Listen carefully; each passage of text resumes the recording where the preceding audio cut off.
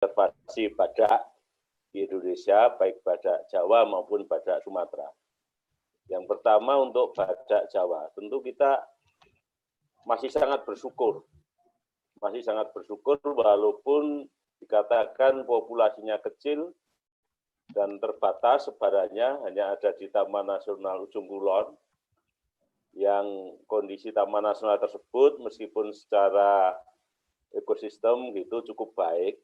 Buktinya pada akhir-akhir ini ada dua anak badak yang terdeteksi oleh kamera trap, namun ada kerentanan di sana karena letaknya yang berdekatan dengan Gunung Krakatau yang sewaktu-waktu bisa erupsi.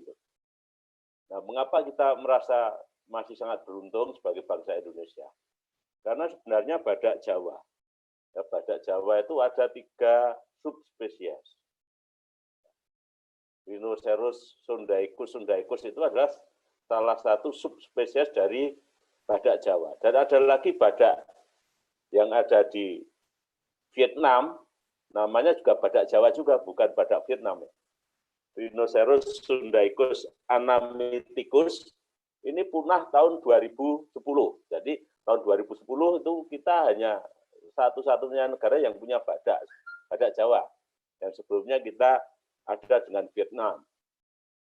Tentu tidak ingin mengulang kejadian yang terjadi di Vietnam ketika segala upaya sudah sangat terlambat. Karena pemerintah Vietnam dan juga masyarakat Vietnam termasuk NGO yang bergerak di bidang pelestarian satwa liar, terutama badak, tidak mengambil keputusan yang cepat di dalam melestarikan badak. Nah, ada beberapa penyebab mengapa badak di Vietnam itu sampai punah. Dan ini juga hampir mirip dengan yang terjadi di badak Sumatera, terutama yang populasinya di alam tidak secure gitu. Baik itu dari poaching maupun juga kejelasan otoritas ketika mengambil keputusan untuk menyelamatkan badak Jawa yang ada di Vietnam pada waktu itu. Sehingga pada tahun 2010 hanya tinggal 1 individu dan mati, ya mati pun karena adanya perburuan, bukan mati karena alam. Dan ini tentu kita tidak ingin hal itu terjadi di badak yang kita miliki, yaitu badak Jawa yang ada di Taman Nasional Ujung Kulon. Kita satu-satunya yang punya badak. Ada beberapa problem terkait dengan pelestarian badak Jawa, tadi sudah disampaikan oleh Ibu Indra, yang masalah itu terkait dengan misalnya habitat, adanya invasi langkap misalnya di Taman Nasional Ujung Kulon, yang itu akan sangat carrying capacity dari habitat yang ada di sana.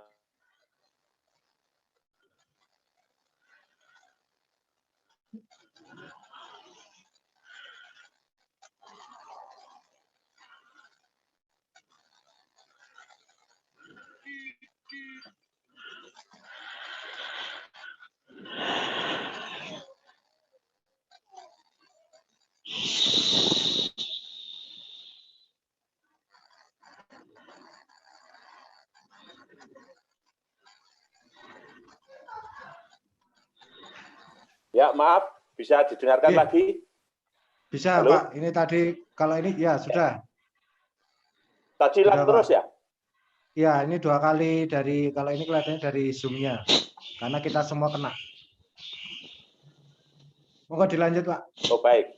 Jadi tentang badak, ya badak Jawa dulu ya, Mas ya? Tentang badak Jawa dulu, Mas Nawa. Jadi badak Jawa itu tadi sudah saya sampaikan, satu-satunya populasi yang ada di alam hanya tinggal di Indonesia. Di Vietnam sudah punah tahun 2010, sehingga kita punya tanggung jawab untuk melestarikan, membuat populasi badak di Jawa itu tetap menjadi populasi yang viable. Nah, banyak pelajaran yang bisa kita ambil dari Vietnam, mengapa badak di Vietnam punah, itu karena salah satunya adalah kelambatan pemerintah dan juga mungkin stakeholder yang lain di dalam menanggulangi problem-problema yang ada di lapangan, misalnya seperti poaching yang tidak terkendali, yang itu juga disebabkan karena permintaan terhadap tulah badak yang semakin tinggi. Lalu yang kedua, tidak adanya long term untuk finansial dan technical support. Jadi saya sangat mendukung tadi, sangat setuju, sangat sepakat dengan Pak Wahyudi dan juga dengan Indra, Pak Rudi tentang bagaimana pentingnya peran para stakeholder di dalam pelestarian badak. Nah, lalu tentu saja karena tadi di Taman Nasional Ujung Kulon itu saya sampaikan kondisinya rentan terhadap adanya natural catastrophe, ya, misalnya dari erupsi Gunung Krakatau dan juga adanya kemungkinan penyebaran penyakit dari hewan liar, dari hewan ternak, maka problem-problem ini juga harus diatasi. Nah, problem yang utama mungkin di Taman Nasional Ujung Kulon adalah salah satunya perlu peningkatan akurasi, ya, dimanapun akurasi dalam monitoring dan inventarisasi populasi badak karena sifatnya tadi yang sangat pemalu itu seringkali secara teknis sulit, sehingga perlu dipastikan, perlu ditingkatkan keakuratan di dalam inventarisasi populasi sehingga kita tahu betul status populasi yang ada pada saat ini, jangan sampai di overestimate sehingga membuat pengelola menjadi kurang hati-hati. Nah, lalu yang kedua tentang konservasi badak Sumatera, ini baik yang di Sumatera maupun yang ada di Sabah. Memang ada problem manajemen, tapi juga ada problem sains, saya kira. Ya, kalau kita lihat di publikasi sampai tahun 2016, artinya publikasi yang dilakukan 4 tahun yang lalu itu masih dinyatakan bahwa terutama untuk yang di Sabah itu catastrophic decline, gitu, dikatakan sebagai catastrophic decline dari badak Sumatera yang ada di Sabah, itu penyebabnya dikatakan tidak jelas. Penyebabnya dikatakan tidak terlalu jelas, sehingga manajemennya pun juga manajemen yang terarah, terfokus, itu juga menjadi kurang jelas. Nah, pada tahun 2016 itu sudah ada penelitian tentang faktor-faktor apa sih yang menyebabkan badak Sumatera itu menurun populasinya, lalu dibuat modeling, ya, population viability model, dijelaskan bahwa sejak akhir abad 19, populasi badak Sumatera yang ada di Kalimantan, pertumbuhan populasinya negatif, artinya populasinya terus menurun, sampai terakhir saat ini yang tinggal hanya PVA-nya, population viability modelnya ada, tetapi badaknya sudah tidak ada. Nah, memang tadi sudah disampaikan oleh para pembicara terdahulu, banyak problem terkait dengan badak Sumatera. Pertama, habitat ini sudah sangat jauh berkurang. Sudah sangat jauh berkurang dibandingkan dengan tahun-tahun sebelumnya. 30 tahun yang lalu jumlah badak Sumatera itu masih lebih 800 ekor. Namun sampai saat ini mungkin diperkirakan kurang dari 100 ekor. Nah, tadi disampaikan banyak Banyak problem ternyata di badak Sumatera itu, baik yang di in situ maupun yang di ex situ. Yang di in situ itu artinya manajemen badak Sumatera yang ada di alam maupun manajemen badak Sumatera yang ada di, kalau istilahnya Bu Indra bukan ex situ tapi di semi wild bred seperti yang ada di Taman Nasional Waikambas.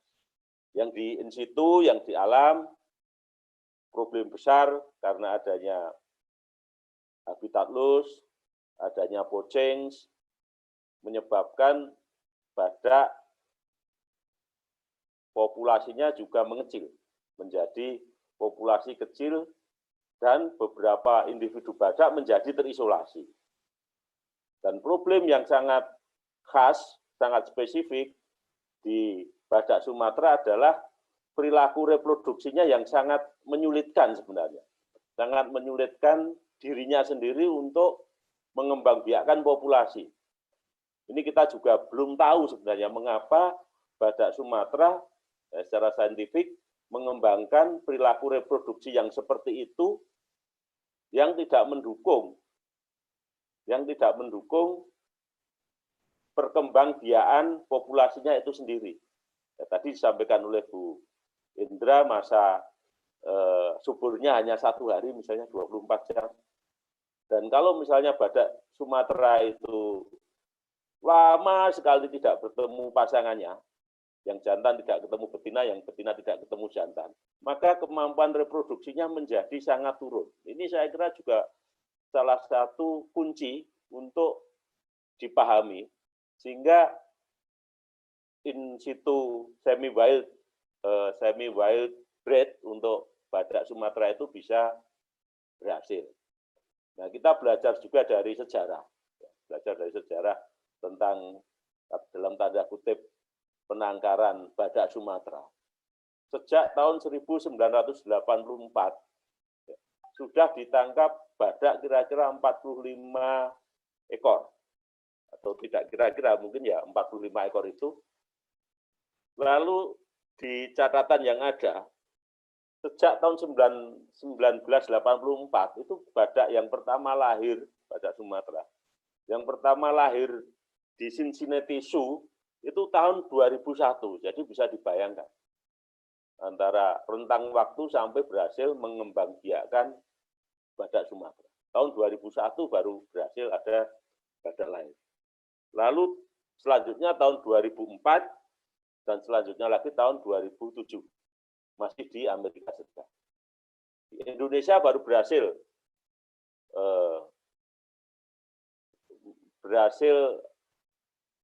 badak yang dari penangkaran berhasil melahirkan anak itu tahun 2012 di TN Waikambas, yang dinamakan Andatu tadi, singkatan dari anugerah dari Tuhan ya kan.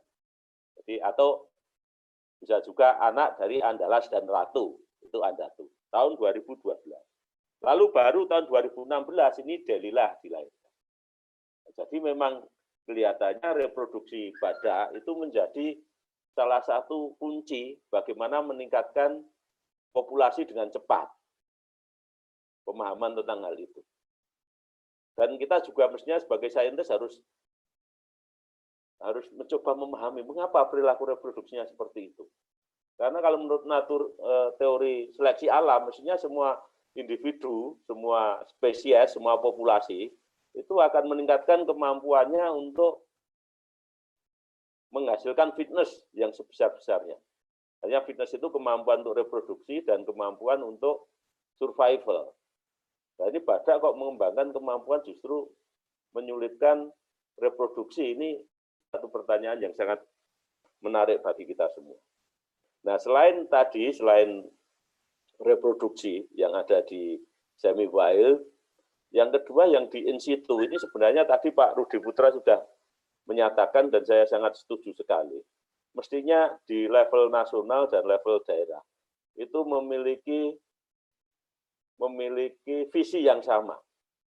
Bagaimana menyelamatkan satwa liar, terutama badak dan juga satwa-satwa yang lain. Di Sumatera ada gajah, ada harimau, ada tapir, dan ada satwa-satwa yang lain, dengan pembangunan yang memang ramah terhadap satwa liar. Jadi pembangunan jalan, pembangunan dam dalam skala besar. Apakah tidak ada alternatif lain? Ini yang mestinya dipikirkan oleh pemerintah pusat maupun pemerintah daerah. Dan juga para ilmuwan, para akademisi, NGO, dan stakeholder yang lain juga harus membantu mencarikan solusi. Kalau tidak seperti itu, lalu alternatifnya bagaimana? Nah, saya kira untuk sementara itu dulu, Mas Nawan. Nanti akan kami lanjutkan kalau Mas Budi akan melanjutkan lagi presentasinya. Terima kasih.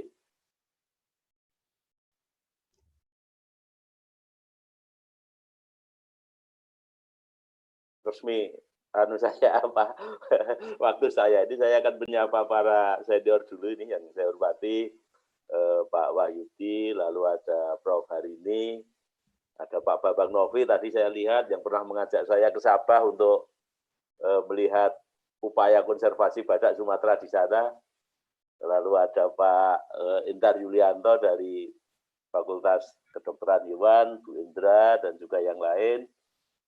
Sedikit saja untuk poaching di Indonesia. Ini memang, atau untuk perburuan liar di Indonesia. Dan perdagangan satwa liar di Indonesia. Memang Indonesia itu sangat rawan terhadap perdagangan satwa liar, karena tadi disampaikan oleh Pak Wahyudi pada awal, Indonesia itu biodiversitasnya sangat tinggi, lalu garis pantainya sangat panjang, dan semua tempat terbuka sebenarnya, hampir semua tempat terbuka untuk melakukan transaksi maupun transportasi dari produk-produk satwa liar. Nah, perdagangan satwa liar yang kriminal itu satu nilai perdagangan yang sangat besar di tingkat global, mengalahkan yang lain. Jadi hampir setara dengan narkoba, hampir setara dengan perdagangan senjata, dan juga hampir setara dengan perdagangan barang-barang palsu. Jadi memang secara ekonomi ini sangat menjanjikan sekali, sehingga proses pemberantasannya juga sangat sulit untuk diatasi. Lalu faktor yang selanjutnya adalah kalau kita lihat proses punahnya badak Jawa yang ada di Vietnam, itu ternyata selain untuk ekspor ke negara lain, peningkatan ekonomi Vietnam itu ternyata juga berpengaruh, karena banyaknya orang kaya baru tadi seperti disampaikan oleh Mas Dwi yang terakhir tadi, banyak orang kaya yang ingin memiliki sesuatu yang prestis gitu, ingin memiliki sesuatu yang eksklusif. Nah, itu seringkali satwa liar menjadi sasaran. Sehingga peningkatan ekonomi itu seringkali juga meningkatkan demand terhadap produk-produk satwa liar, terutama satwa-satwa yang sangat memiliki prestise tinggi seperti harimau, orangutan, badak misalnya. Kalau gajah belum tahu saya, memelihara gajah itu hanya gading biasanya, gading gajah yang diperjualbelikan. Jadi memang ada kaitan antara peningkatan ekonomi dan permintaan terhadap hewan liar. Lalu konsumsi satwa liar, dan ini memang semoga pandemi COVID ini selain banyak aspek negatifnya, tapi juga memberikan kesadaran bagi kita semua bahwa konsumsi satwa liar itu kalau bisa dihentikan, apalagi di Indonesia. Saya kira tidak seperti di Afrika yang banyak orang tergantung pada konsumsi satwa liar, karena itu akan mempercepat proses-proses penularan penyakit zoonosis dari hewan ke manusia. Saya kira komentar saya itu yang terakhir.